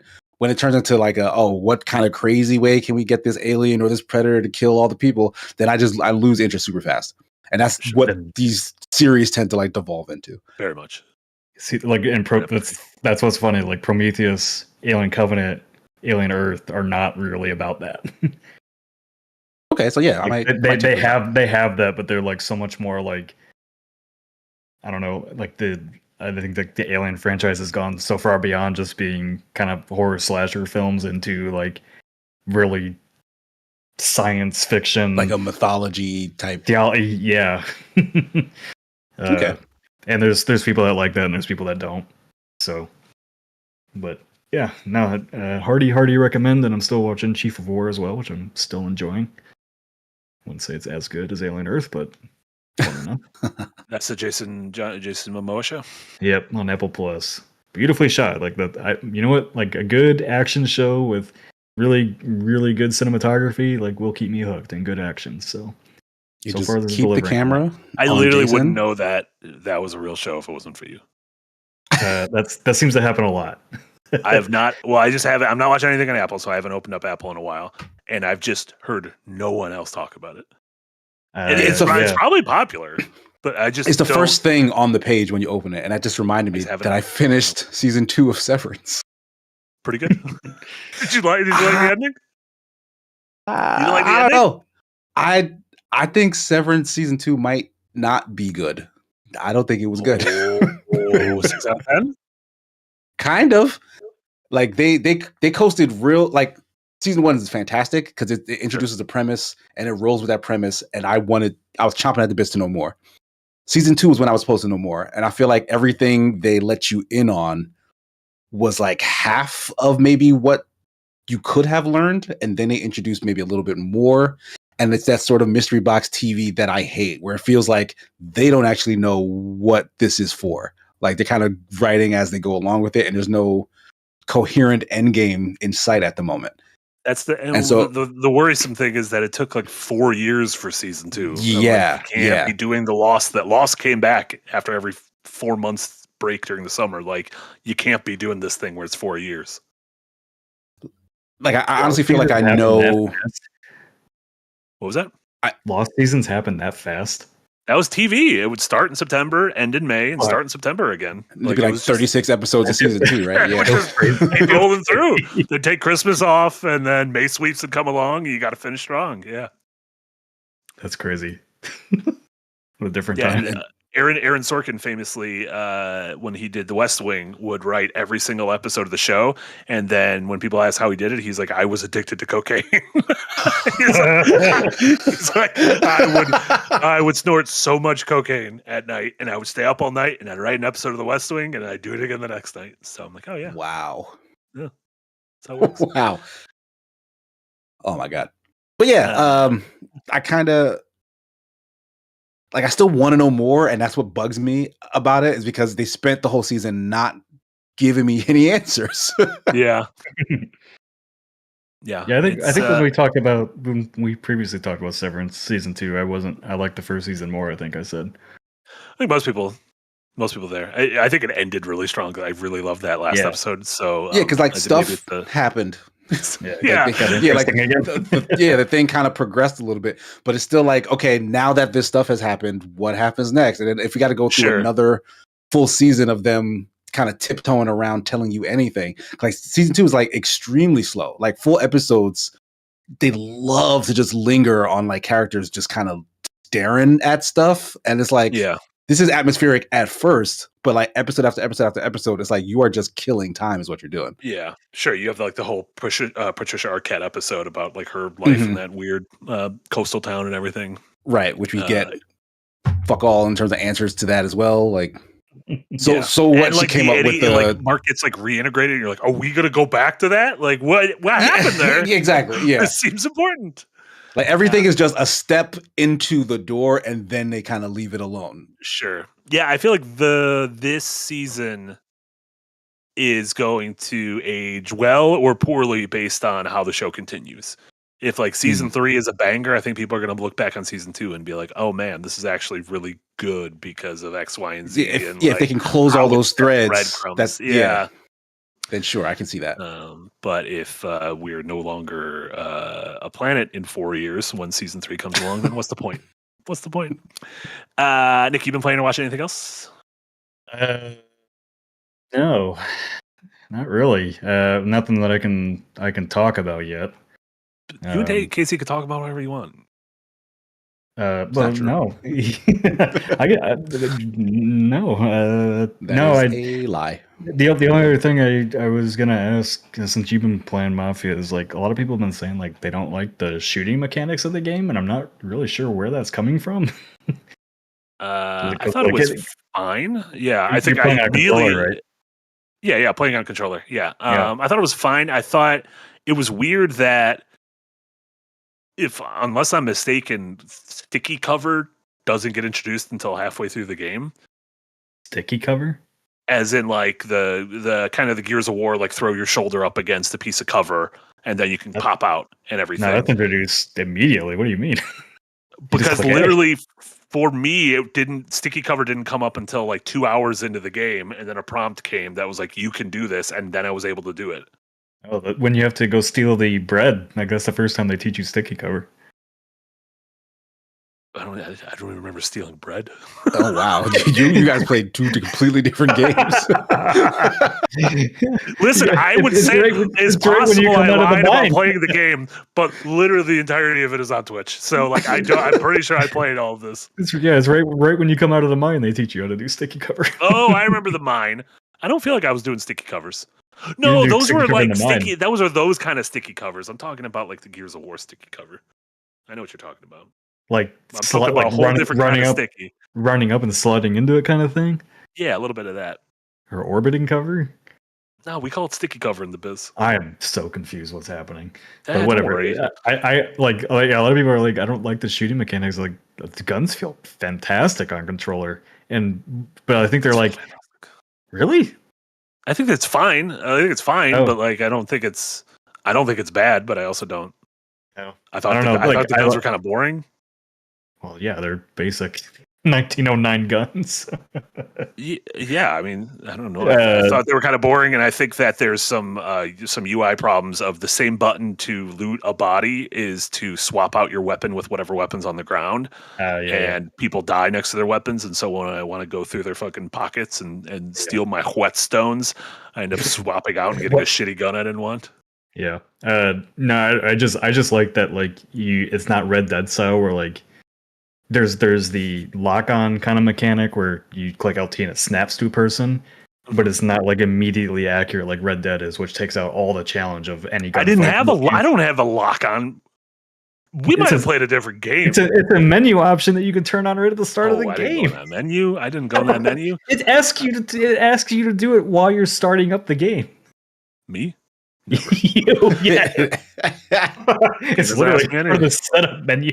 I'm surprised you turned a lock-on thing on though, Nick. I thought you liked in games with like realistic weapons like this or GTA or Red Dead. I always do because like it just it's I don't know. Gears of War has such a good weapon spread, and like most Rockstar games and Mafia games don't. I guess. I don't know. It's weird. I don't know why I do it in these games. But what I was going to say is I like it in this one because it does have the snap, but because the guns are old and not very accurate, they actually like play to that strength in the game to make the shootouts feel like shootouts and not just like shooting galleries. Feels kind of scrappy. Yeah, it feels really scrappy, and I really like that. The only other thing, and I'm going to laugh if like well, I won't say why I will laugh. I'm going to ask first. Marty, do you like the knife fights? I came around to the knife fights a little bit. I came around to the knife fights because it feels like a different form of melee combat than any sort of narrative-driven game like this. I assume it's just like bad For Honor. But do you remember certain boss fights in The Order 1886? Oh yeah, against the werewolves. Yeah, it's just the same thing. They were very similar. Yeah. Yeah, but the werewolf was like, shit on that game. I didn't. I literally just played. I played The Order earlier this year and I enjoyed it. What are you talking about? I shit on it. All right. Well, I'm the only one that gets shit on here for liking it. So now it's on the record. You also like it. I didn't like it. You're the only one who keeps bringing it up. I don't think anyone shits on it. Just no one else talks about it. Yeah. This game reminds me so much of The Order 1886. Agreed. It's a 6 out of 10. Doesn't have any werewolves though. And also they used the full screen, whereas The Order was cinematic and only used this much of the screen. God, the Order having those bars on the entire time is obscene. It's a choice. Doing? You can turn them off. It's so like that was there. This is what the game's gonna look like. Get the fuck out of town. Also, you keep talking about going into menus. What am I going into menus? You don't need to go into I'm playing a game, Nick. It's before you even start the game. The first time you load it up, the menu comes up and says, "What options would you like to change?" It's a good game. You're going to teach me how to play it. Would you like to turn HDR on? Would you like to turn on snapping aim? That's too early to decide whether you're going to turn on snap and aim or not, though. So I understand why Marty would. I don't know what the combat. Yeah, I understand why Marty would just leave everything as is and then just go in. My defender, because like they should let you shoot first and then say, "Hey, do you like this or do you want it to snap a little bit?" Think about that. I like that. Think about snapping. No, Marty just ignore the tutorials.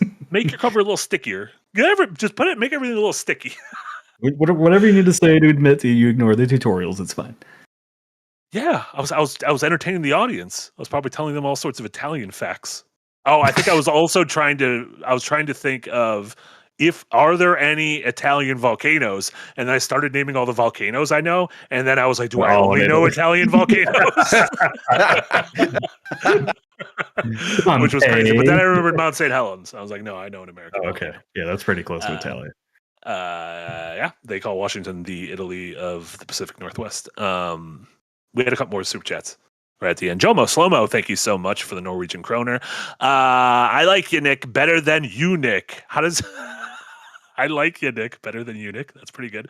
How does Marty feel about Timothy Chalamet claiming himself to be Marty Supreme, directed by a Safdie, no less? Timothy Chalamet is in a movie this fall, directed by one of the Safdie brothers, about a professional ping pong player during, I believe, the 60s, called Marty Supreme. I'm very excited. I'm very excited for that finally there's going to be Marty representation on the Oscar circuit this year. So well done, Timothy Chalamet. Can you say the premise of this movie one more time? He is a ping pong prodigy in like the 60s. I think the 60s might be earlier, whatever era. Is it like based on a true thing, or this is just somebody's? I actually don't know. To be honest, I don't know. Like, I don't know if he was what like the an Pele of odd ping pong. premise. Yeah, but looks pretty good. He like has like a what do they call them? The 6 to midnight? No, what do you call those? Morning to night? What do you call romance where it's like someone younger 9 to and someone 5? older? No, I believe the love interest in this movie is Gwyneth Paltrow. So there's an age gap. What do they call that? The love interest. Cougar? There's like a term for that. Like Grooming. Yeah. no, Cougar? not grooming. He's of age in the movie. He's like in his cougar. 20s. Nah, not a cougar. There's like a term. It's like a 6 to midnight's a boner. Chat, someone's gonna know what I'm thinking. May December romance. May December romance. Thank you. I've never heard that before. November to May. Yeah, I've never heard that before. What does that romance. mean? May December. What is that? Yeah, I've never And heard How does that like, translate? It's like one of the people is 5 months into the year, one of them's 12 months into the year. That makes no sense. I don't know. Just the term. That was the one I was looking for. I don't know if that was Like you explained that wrong.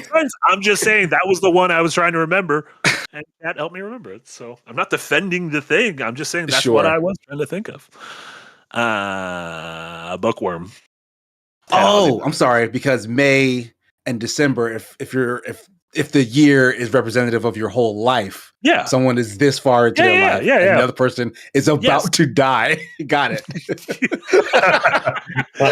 Rude to say Gwyneth Paltrow's about to die, but That makes sense now. it should be like May, September. That feels Right, yeah, like- December is pretty harsh. Yeah. Bookworm, thank you so much. Late to the party as I was driving to work, but regarding judging indies on a different scale, for me, it's less indies and more of a $20 game that I judge on a different scale. I think that's very fair too. That's kind of like the same, like I don't know, if you're at a place that has like an expensive burger, you're like, man, if I'm going to pay fucking $15, $20 for a burger, this better be a really good burger. Whereas if you're going to get like a $2 burger, whatever. Those don't exist anymore, Marty. When I go to McDonald's, you're not getting out of there for $10.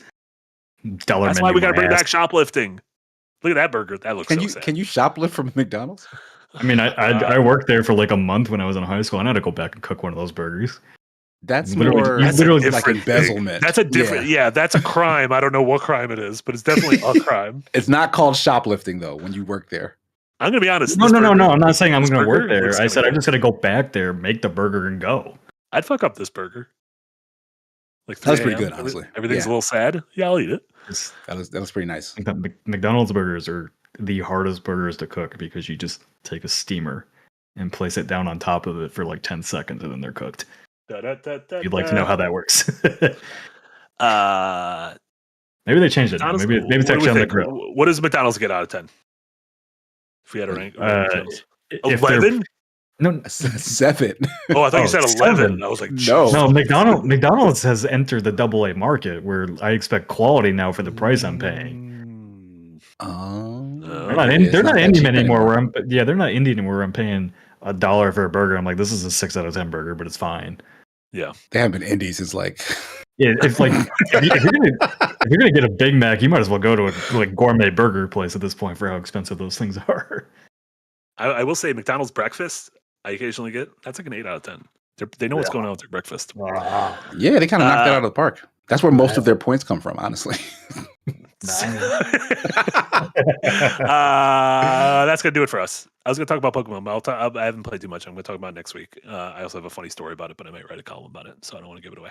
Yeah, you got to pay for that. You got to pay for those funny stories. Ooh, I found, to give you a hint, I think I found the saddest 6 dude out of 10. in Pokemon. Oh, I found the saddest dude, and I believe it's a father whose children won't call him back. And I found this NPC. I'm like obsessed with him. I'm like, I want to know more. And I'm playing a remake of a game, and I'm like, I kind of want to go back and play the original one to see if this dude is just as sad in the original one. But I'm very excited. And I got his phone number, which is weird because I'm a child in that game. So Oh no. okay, might have to think of a He different. lured you in with his sad kid a story. classic May December Pokemon Oh no. Nick, what do you got going on in your neck of the woods?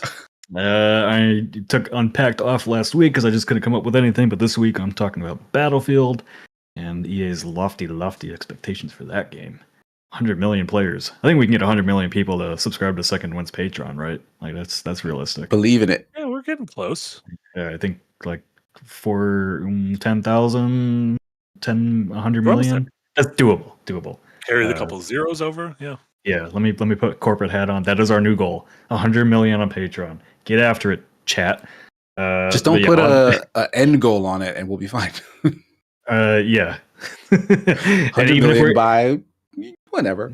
And even if we're successful, you still might get laid off, so it's fine. Anyways, but that's what I'm working on this week, and then we will have our big 12-hour stream on Saturday with starting at 10 a.m. Central. Yahtzee and Jack will be playing Peak, and Jay. I think Yahtzee, Jack, Jay, and I are playing Peak. All my favorite Jays. Jotzi, Judnick. Yeah, that'll include in the middle of the day we'll have 4 hours of Dokapon. Hell yeah. Casey, what about you? Sigma Gears 9 all over the internets. Tomorrow, return of the post-wedding stream, because me and my now wife will be basically going over the entirety of the trip. All 17 days we were out there, I think. We'll just let folks know how it happened, because we sadly had our live streaming plans fall through at the last second. So I know that was something that we promised the folks. And so to try to make up for that, we're kind of going to do this sort of recap stream. So join us for that. If you want to see how things went, we'll have like a ton of like media to like sift through, and it should be a good time. It was a lot of stuff happened. It was a pretty crazy trip, all things considered. I'm excited for that. And then tomorrow at noon, DevHead's crew will be back, I believe, playing and or chatting Battlefield 6. And then I should have a video essay that Jesse Schwab did a phenomenal job of editing up at some point in the near future about a game very similar to Chibi Robo and my love of the GameCube. So keep an eye out for that. So for Nick, Casey, and Eric, this was Marty. This was Firelink episode number 79. Thank you all so much. Everyone who tuned in live, listened on your podcast service of choice, and of course, everyone who donated super chats and supports us via Patreon. We appreciate each and every one of you, and we'll see you all soon. Bye, y'all. 100 million. That's our goal. Bye. That's too much. It'd be too much pressure. It's not enough. It would be so much pressure. Like, the stream's not worth $100 million. It's just straight up not. It's undervaluing what we do.